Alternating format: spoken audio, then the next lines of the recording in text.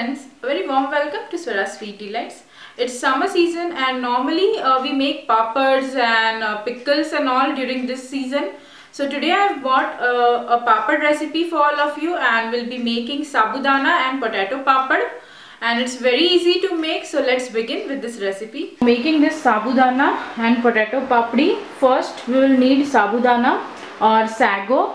And here I have taken half kg and I have washed them properly, and now to this we'll be adding water for soaking.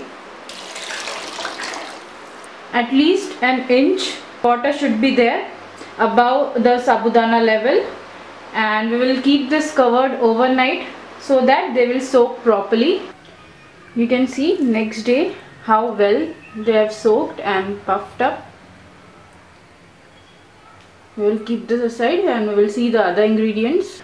Here we have grated potatoes. I have taken 4 medium to large size potatoes and I have grated them. I have taken out the peel.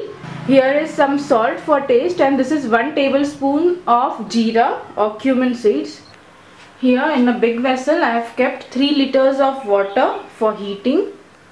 To this water we will be adding salt and cumin seeds, and we will let this water boil.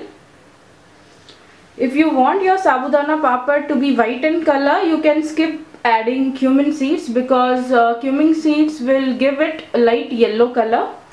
You can see here the color of the water has changed because of cumin seeds, and the mixture is boiling. And now I'll just lower the flame, and to this I'll be adding potato and soaked sabudana.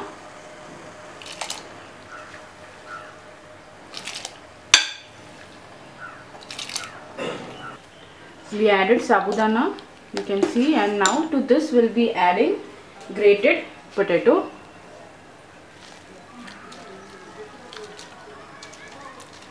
We have to cook this mixture until this sago pearls or sabudana gets cooked and potatoes become half done or soft. Just keep stirring in between and cook this on low flame. You can see here mixture has started to thicken, but it should get cooked little more and little bit thick. So we'll cook it for some more time and keep on stirring in between. You can see here our mixture is transparent now and it is quite thick. This should be the consistency of our mixture, and now it is ready for making papad.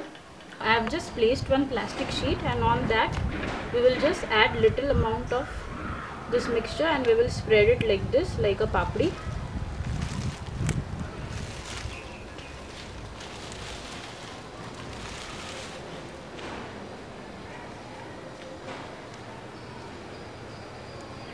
We have put all the sago papdis, and now we will let it dry in hot sun for 2 to 3 days.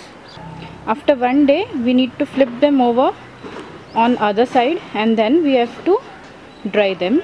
Potato and sabudana papads or feni or papdis are ready, and they are nice and dry and hard.